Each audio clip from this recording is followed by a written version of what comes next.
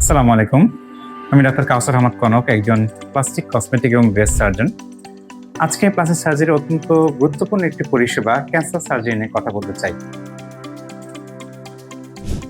অনেক রোগী আসলে মনে করে থাকেন বা স্বাভাবিকভাবে বিষয়টা আসলে অনেকটা অপ্রচলিত যে প্লাস্টিক সার্জনরা আবার ক্যান্সার নিয়ে ডিল করে, তারা তো শুধু সৌন্দর্য বর্ধন নিয়েই মনে হয় কাজ করে। কিন্তু ক্যান্সার চিকিৎসার যে প্লাস্টিক সার্জারির অত্যন্ত গুরুত্বপূর্ণ অবদান রয়েছে তা আমাদের অনেকেরই অজানা। সহজভাবে যদি বলি যে প্লাস্টিক সার্জনরা কোন ধরনের ক্যান্সারগুলো নিয়ে ডিল করে থাকে, খুবই সহজভাবে এক কথায় আমি বলবো যে ক্যান্সারগুলো চোখে দেখা যায়। চোখে দেখা যায়, যেমন একজন মানুষের দিকে যদি আমরা তাকাই, তার চামড়া বা ত্বকটাই তো আমাদের সর্বপ্রথম চোখে পড়ে।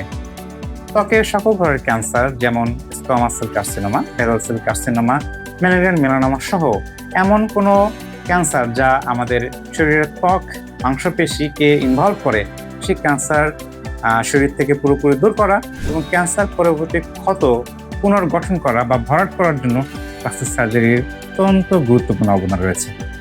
আরও একটি গুরুত্বপূর্ণ বিষয় বলতে চাই, সেটি হচ্ছে ব্রেস্ট ক্যান্সার।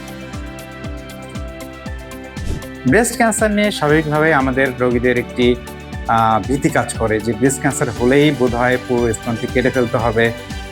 স্তন কেটে ফেলার পরে আবার তো একটা চরম মানসিক এবং হতাশা কাজ করে। এক্ষেত্রে রোগীদেরকে আমি জানাতে চাই যে ব্রেস্ট ক্যান্সার মানেই ব্রেস্ট পুরোপুরি কেটে ফেলা নয়।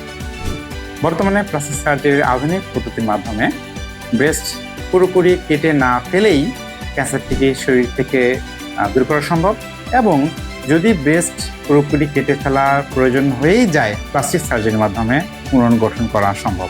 ধন্যবাদ।